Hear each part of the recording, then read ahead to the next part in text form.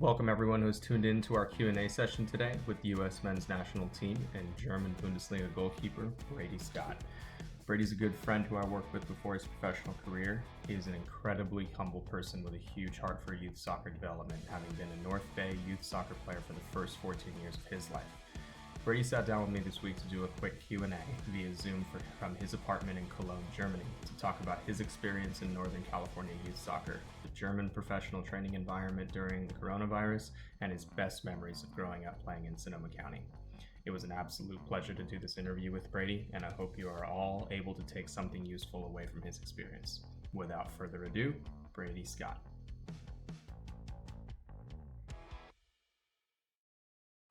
Well, right on. Before we get started, and talking about soccer stuff, Bundesliga, all that, I thought it'd be fun to talk a little bit about, your roots. What do you remember about Sonoma County? What was life like in Sonoma County before you moved to Germany? Take us through a little bit of that. Yeah. So born in San Francisco, grew up in Petaluma, on the west side of town. Went to Live Oak Charter School, which is the Waldorf school, and then to Petaluma High School. So I started off with 2v2 league when I was about 6, and then then after that moved to SCA, which was like my first real club. Andrew Ziemer was kind of ahead of that. Ian Mork was one of my first coaches. And then from there I went to Marin FC. Once I got to Marin FC, I also got involved in some of the programs like PDP and the training centers. And then after that went to Dianza. Love Petaluma. Haven't been there in a while, but like to get back there sometime. Name one thing you even know of in Windsor. Nothing. Brady didn't travel too much.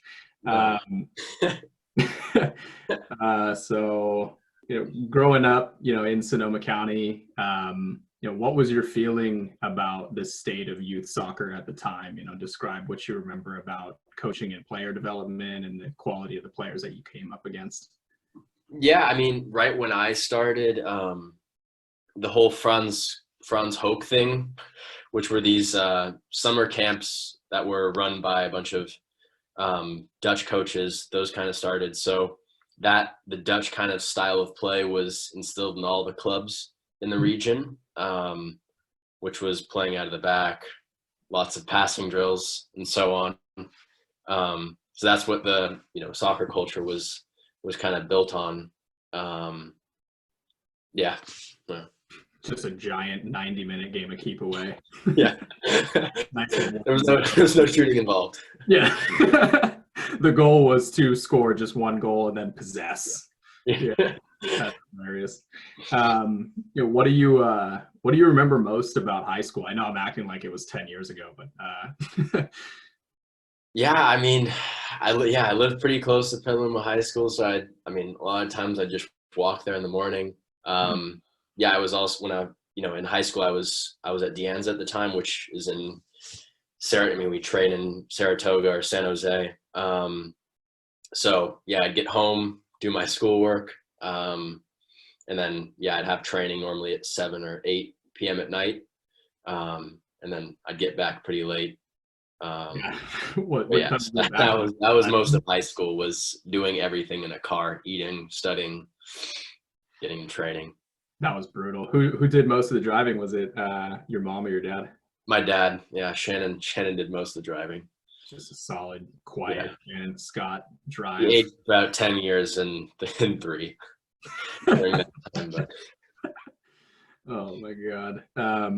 Who were the people that you consider most influential, in your development as a person, as an athlete, and as a footballer?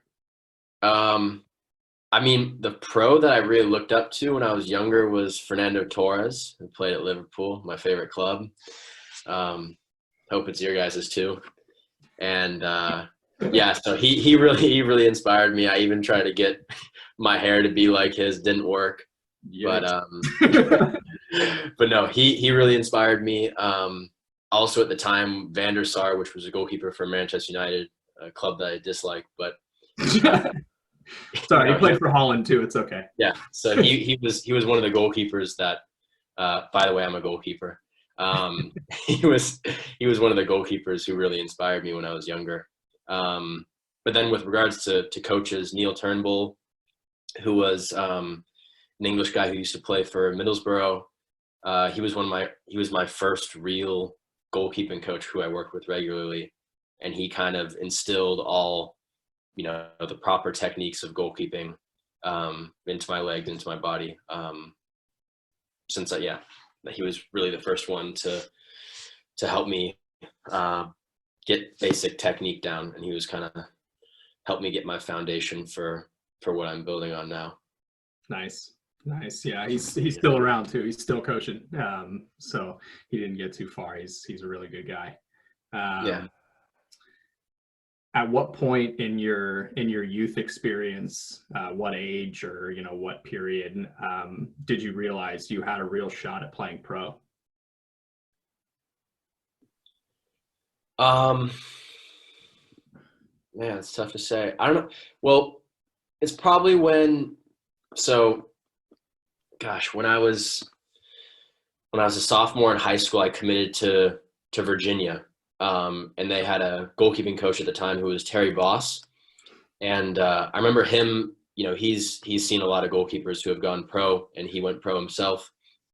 And I remember when he was recruiting me, he was like, yeah, I'm not really sure if you're going to ever make it to Virginia, because you'll probably go pro before. I watch you train, and, you have, the right technique, you're, the right, right body for it. And everything like that. So I kind of then, and during that time, he was also watching me at national team training camps. And then I got to see myself compared to, the best players in the country. And that's kind of when I thought, okay, maybe I could really go pro. Yeah. Once you got a lay of the land of what a U.S. goalkeeper looks like. Yeah, exactly. I could beat that guy. Yeah. Nice. Yeah, so we know that you grew up in Sonoma County, and you played in the Bay Area as a youth player. But in 2014, you got a call up to the U15 national team, right? Yeah. All right, and you spent some time playing under two of my former coaches, Hugo Perez and Benjamin Ziemer. From 2014 to 2018, you've played in the national team events across the globe. You played in Czech Republic, Korea, Poland. I consider Florida another country, so we'll add one. We'll add that one to the list. Did I miss any of them? Spain, Canary Islands, Nice. Japan. Yeah, quite a lot of places. Right, you could go to Japan. Costa Rica. Mexico. Yeah, Wikipedia didn't do you any justice, man. That's a Shannon question. How does for all you guys that are listening, Shannon Scott is Brady's dad, and he's awesome. We'll get him on a chat next week. How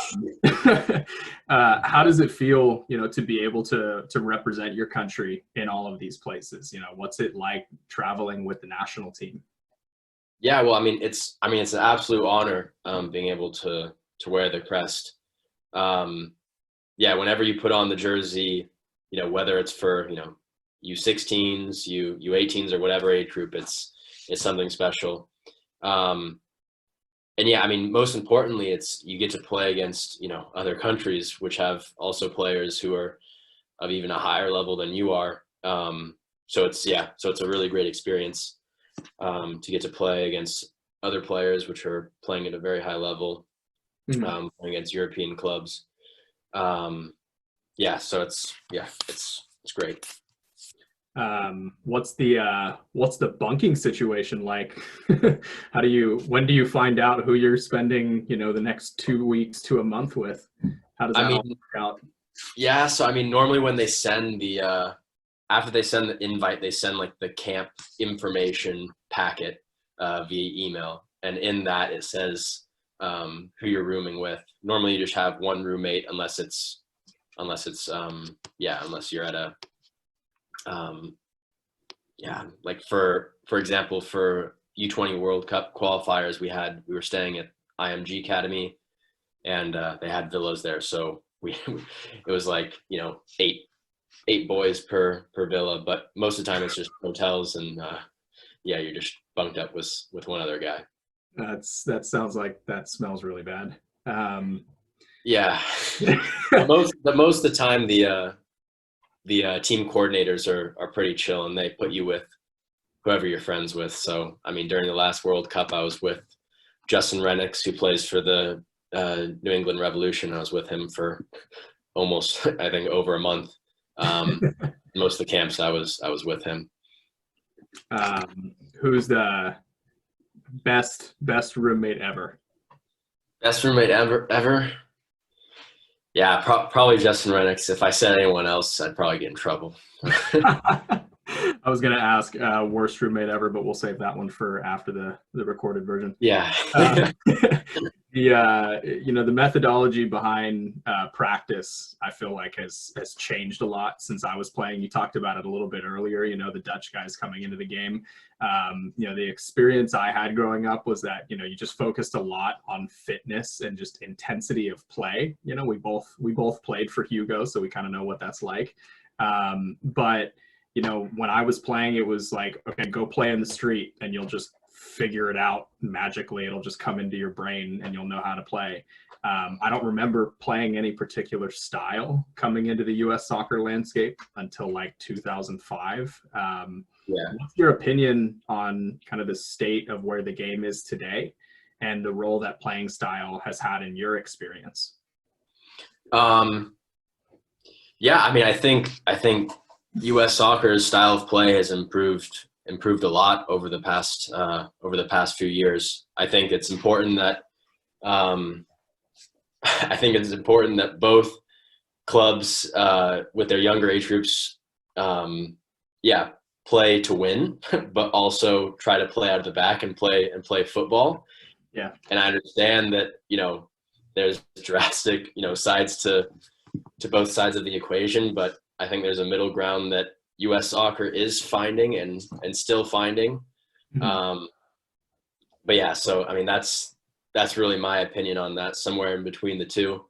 But yeah, and then compared to now I'm in Europe and I'm watching, when you were over here, you got to see the U12s and U10s train, and the way they train is exactly like the pros. Yeah. Except for they're doing a lot more technical work, but I mean the way they build out of the back, I mean they use this basically the same system as the first team, and I think that it would be good if all the MLS clubs and all clubs in general tried to use that structure. Yeah, that would be nice. I think we're hopefully that happens sooner than later. I think we're still a couple of years out. Yeah. But we'll see what happens. So moving on to your current situation, the German Bundesliga has been suspended, like every other league in the world right now. We talked a little bit about it before we got on here, but how is FC Köln running training during quarantine for goalkeepers and then for field players separately? Yeah, so we're normally training 5 days a week, and then we get the weekend off, which is more time off than usual. But they're just trying to keep the mood good. But yeah, so we normally train, I don't know, normally 2 days a week is a double day, and then the other 3 days of the week is just one time. So we train in two separate groups. The coaches go in between both groups, but we still have to maintain the distance, and so of course we aren't able to do the normal small sided games or anything with body contact, unfortunately. But for the goalkeepers, it's really not that bad because we can still do our normal goalkeeping training and work on more explosive stuff and whatnot. For the field players, it's a little more difficult because they're mostly doing technical work and then just running to keep their fitness up, because they have to, because who knows, yeah, the politicians are meeting tomorrow, actually. The DFL, which is the German Football Association, has put together a proposal as to how the Bundesliga could proceed in the near future with, the players on the bench wearing masks, all the, players not only being able to go to the training grounds and to their homes, and their, girlfriends and wives has to get groceries and everything. So yeah, there's some ideas going around. So we'll see if the Bundesliga will be able to start up again within the next few weeks, but that's what the Bundesliga is hoping for and pushing for. Yeah, hopefully this all wraps up soon. It's going to be interesting for sure. Yeah. So you come from a family of, a lot of accomplished athletes. Your mom played college volleyball at Cal Berkeley and professional volleyball for Racing in France. Your sister was an All-American swimmer at USC. What do you think it is about, the Scott household that breeds top class athletes? Yeah, I think a lot of it is our parents, in the way that they raised us. Genetics probably also have something to do with that. But yeah, I guess my parents, whenever we were interested in something, they really supported us and wanted us to be able to pursue it. Mm-hmm. So that, that it's allowed me to develop a bunch of passions from, guitar to soccer to hiking, mountain biking, all different things. So I think that was a huge part of it. And then also, they didn't just talk the talk, they actually walked the walk. And, for example, my dad drove me 1.5 hours, each way to training 3-4 days a week. And then for games on the weekend, sometimes even farther. So that had a lot to do with it. But it's also just, it's just the way they raised us. And also the best way to raise your kids is to lead by example. And both of them did that. My mom got a little bit farther with sports. My dad played, tennis in college at a decently high level, but also with my mom, Pepperdine. Oh, really? Yeah. But also, my mom, going over to Europe, to Paris, and play professional volleyball during the 80s was, absolutely unheard of. No one ever did that. Yeah.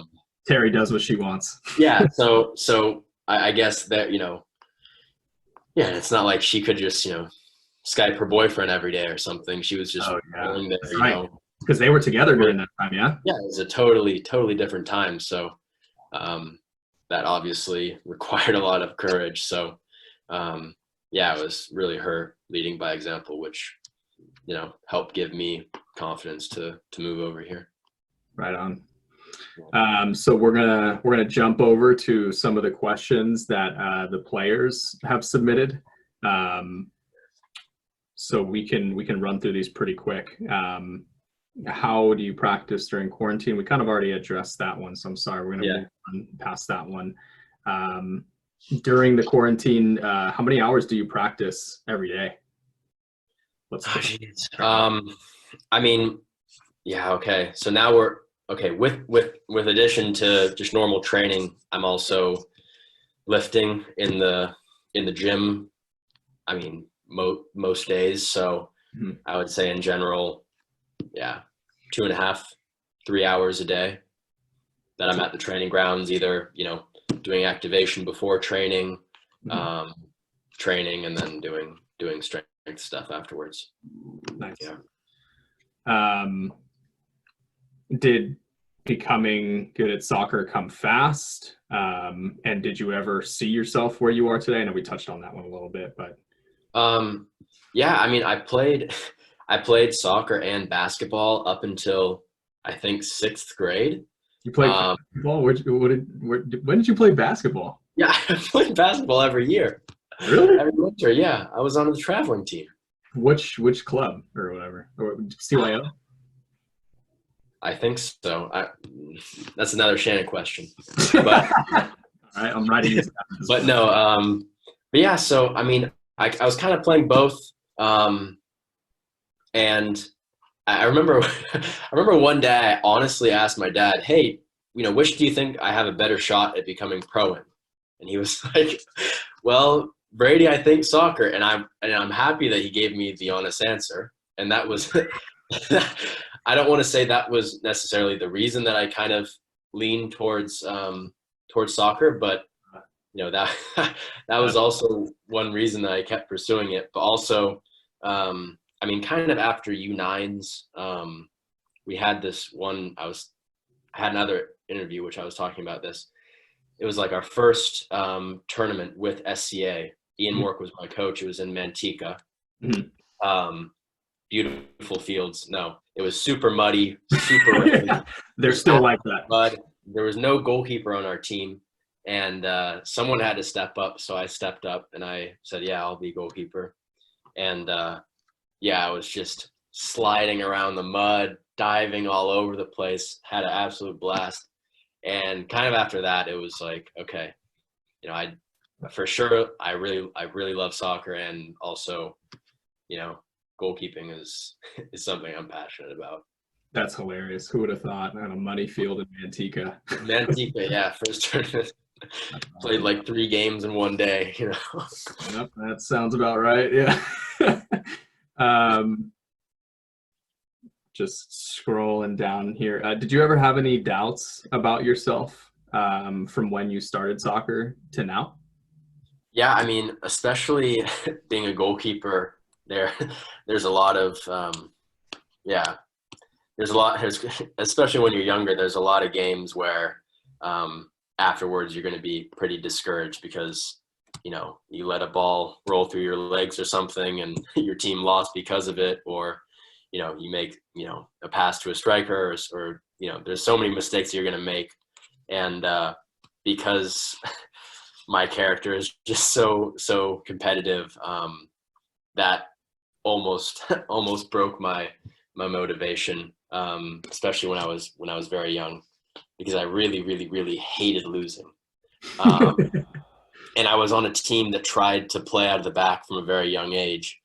And, we played against these teams that would just boot the ball long and, play not the best style for your development, to win.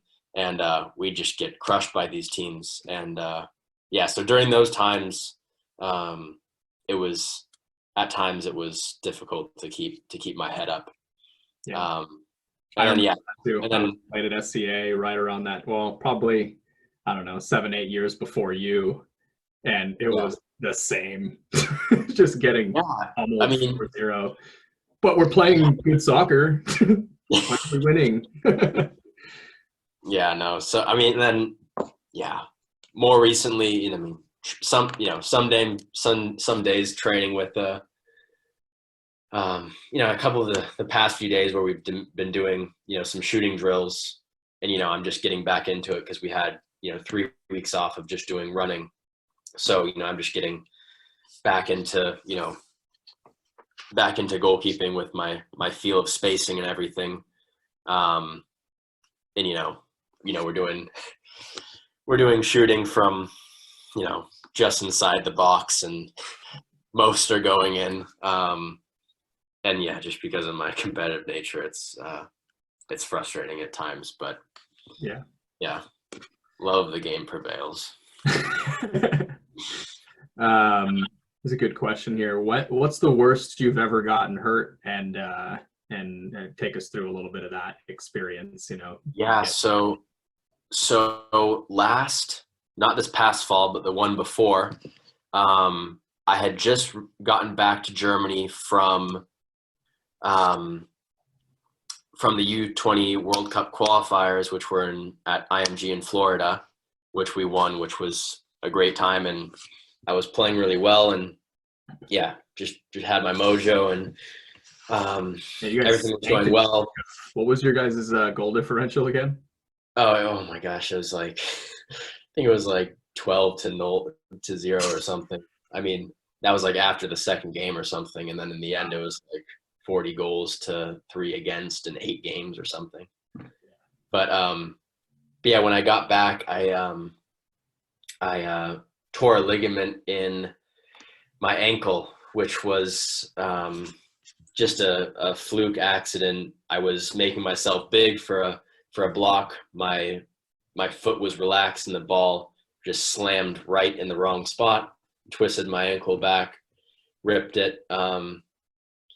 Yeah, so that I thought, I just thought right after it happened, I thought, oh, maybe I just, sprained my ankle a little bit, week and a half, 2 weeks, I'll be back on the field. Mm-hmm. I go to the doctor, I got the MRI, and they're like, oh, yeah, you tore your, I don't know what it's in English, but in German, it's your Syndesmosis. And he's like, oh, yeah, that's 3 months. And I was like, wait, what? I thought I sprained my ankle. 3 months? You said you tore it? Yeah, so I tore it. So that was very frustrating, not being able to play for that long.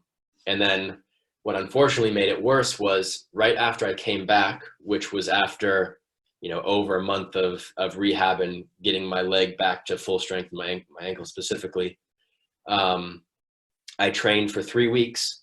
And after 3 weeks, I was doing a goalkeeping drill and we were diving to my left side and my goalkeeping coach hit a ball really hard and it hit off the post.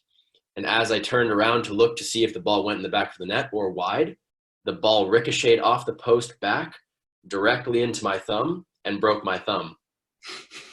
So right when I got back on the field, I got another fluke injury. It wasn't, pulling a muscle because I was overtraining or because I didn't do activation before training. It was just bad, simply bad luck. So that was very frustrating.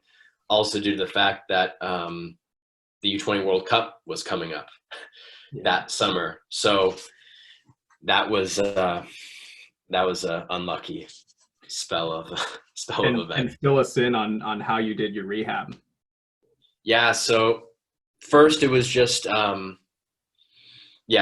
so luckily I didn't need any operation or anything like that. Just rest. I was on crutches with a ankle brace with a boot for, I believe, 6 or 7 weeks. Then after that, I was able to start walking without the boot, but still with crutches.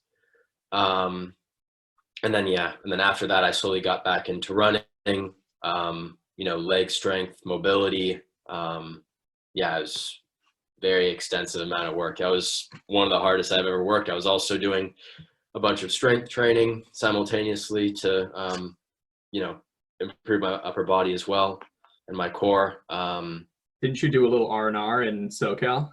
Yeah. So my uncle owns a chain of physical therapy centers called Pro Sport in Southern California.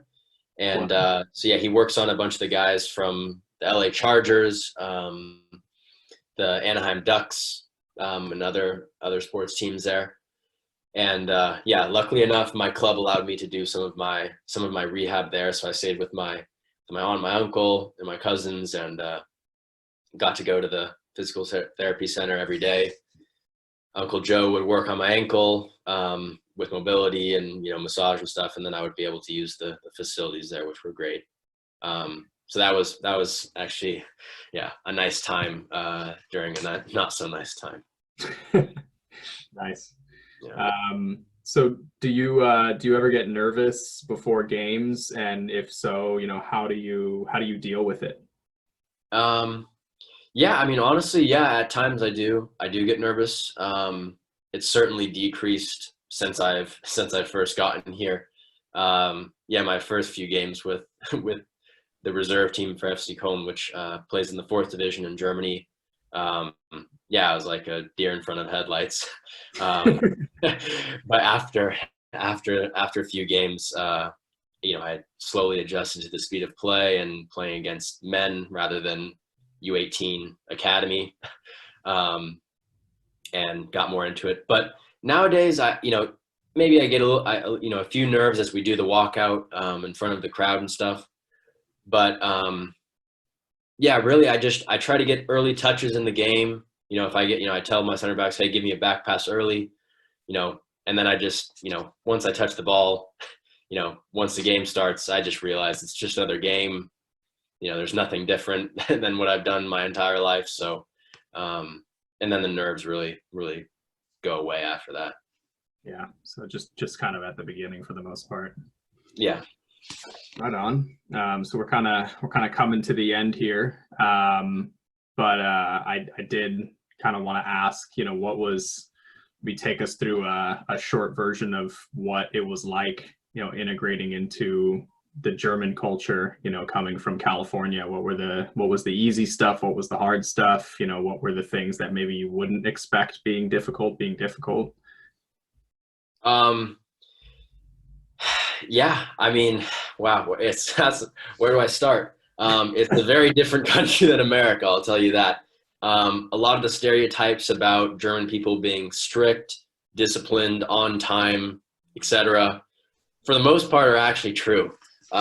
So that's something that's very different from, hippie town Petaluma, California, where everything's lax.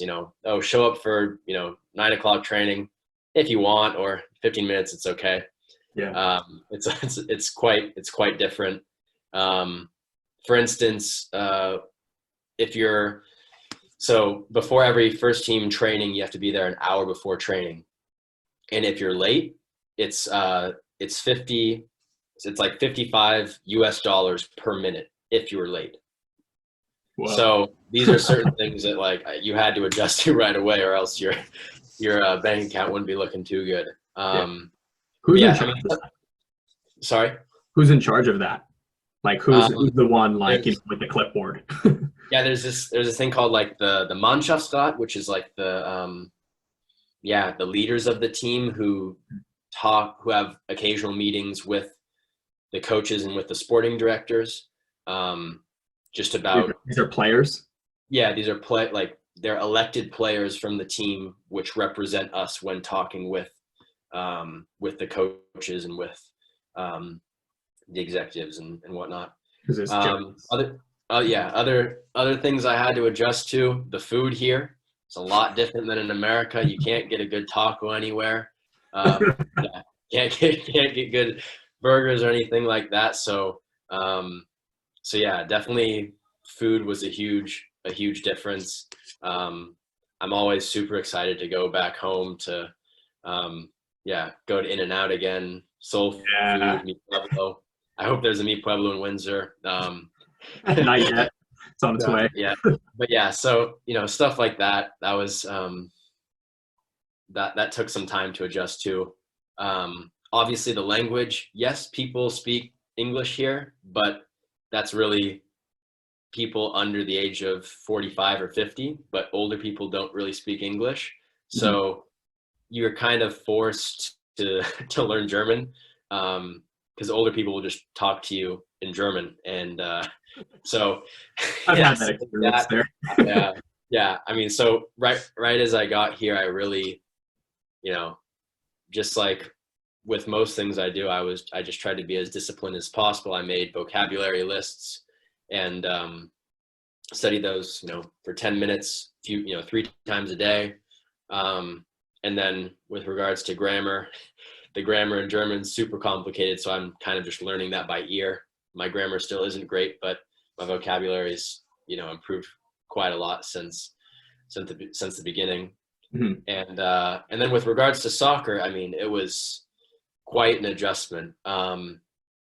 So, I mean, prior to me coming to Germany, the highest level I'd have ever played at was with the national team, which I think the main difference between the players, between, let's say, the U20 national team, which I trained with for multiple camps regularly, and the team that I started with when I came to Germany, which was the reserve team, the under 21s, is just the speed of play. So yes, a lot of the players at the national team camps may have better technical abilities and better shooting capabilities and whatnot, compared to some of the German players, but the German players just knew how to play quickly. I mean, I'm sure you guys all do drills where you can only take 2 touch or 1 touch, And that's how these guys play all the time. So their football IQ and their speed of play took a bit of time to adjust to, because even, I mean, they're putting crazy amounts of pressure even on the goalkeeper. So I had to think that much quicker. I have to know where I'm playing the ball before I get it. Your awareness becomes better of which opponents are around you, and where your defenders are, so you know where to play the ball next. So that was also quite an adjustment. Right on. So last two questions here. I know we talked about this a little bit on one of my first visits, but you were technically legal at the time, so you can give the honest account of how it all went down. But how does new player / team hazing occur at FC Cone? Okay, I mean, I'm gonna be honest, I don't know if I'm at liberty to say all of this. Yeah, give us the But PT version.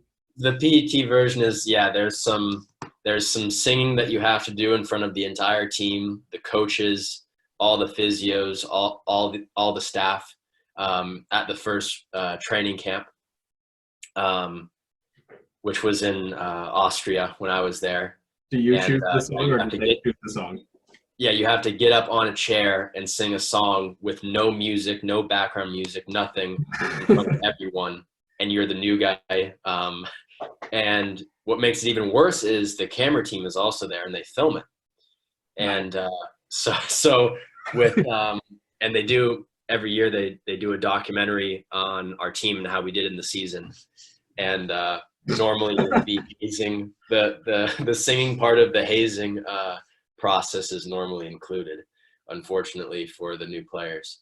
But besides that, yeah, there's some drinking components which I'm not at liberty to reveal, but fair enough. But yeah, that's what it looks like. It's really not fun, the build up to it when you hear about what you have to do, but I always try to go first whenever it comes to stuff like that, because then you're the one who is done, and you get to laugh at the other guys who are doing it. So I just tried to go first and get it over with, and then you feel great afterwards. That's hilarious. What song did they make you sing? Did you get to choose? Yeah, I sang. You get to choose. I sang "My Girl" by the Temptations. Very nice. That's a classic. Yeah, I got some snapping in there too for some rhythm. Did a little YouTube research before. Yeah. That's great. I mean, we also normally had to do that with national team camps. So it wasn't my first time doing that, but in front of an entire Bundesliga team and staff was something different. That's rough. Right on. So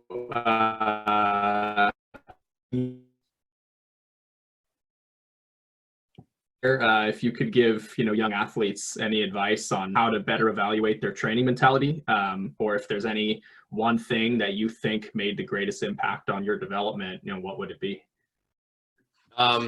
Yeah, so I mean, basically, if you're really serious about soccer, I would just focus on creating short-term goals. For instance, I wanna improve my left foot, my left-footed long balls to the outside backs, for example, and then you create your own training regimen to improve that. Let's say you take 10 balls out to the field, with a friend, and you specifically work on that for 20 minutes, 5 days a week or so, and then once you're satisfied with how much you've improved, then you can work on the next thing. And I mean, just structure and discipline are kind of the two keys to really improving. And if you're just constantly making little steps, you're really gonna improve a lot. Over a long period of time. Perfect. Well, thanks for taking the time out. It's awesome. It's really nice to be able to chat, even though I wasn't able to get there. Just some closing thoughts. You are a Liverpool fan. I'm a Liverpool fan. Predictions on how the Premier League ends for us. We've got a one or two Premier League fans that are in the chat right now. Geez, I mean, I'm gonna be honest. I've more been following what's been going on, or what's going to happen with the Bundesliga. Alonso, is there already the league hasn't, or the season hasn't been officially canceled, correct? No, and there's no way it's going to be canceled. Some of the second and third division are saying they might end the season early, but the Premier League won't. So they'll continue to play. So there will be a champion. Who will that champion be? Champion will be Liverpool, without any doubt. With regards to when the season will start up again, I don't know. Yeah. I don't know if I could imagine it starting before mid-June. I don't know, because in England it's particularly bad. It's not, in Germany it's not as bad as it is there. So I don't know. I think Germany will start the season again, and hopefully they'll lead by a positive example. Perfect. Well, this was awesome. Maybe in a couple years we'll hop back on, do another chat, and maybe it'll be somewhere else. Well, who knows where things will take you. Yeah, that's good.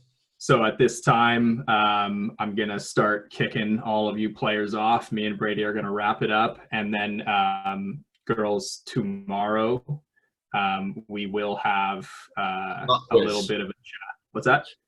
Pop quiz. Brady Scott pop quiz. No, we'll kind of unpack some of this stuff and reflect on it. Yeah, so let's be ready tomorrow to discuss some of this for those of you guys that were on. This was great. Does anybody in the group have a question that I didn't address that they want to ask Brady really quick? I'll unmute you if you'd like. You can put a hand up. Who's brave? I don't bite. Come on, we have a goalkeeper in the group. Does the goalkeeper have two goalkeepers in the group? Do either of you guys have any questions? Brooklyn and Sammy. Jeez, you guys make me do all your talking for you, huh? That's fine. All right, cool. So we'll wrap it there. Thank you guys all for tuning in, and I will talk to you guys all tomorrow. All right, sound good. See you guys later. Take care.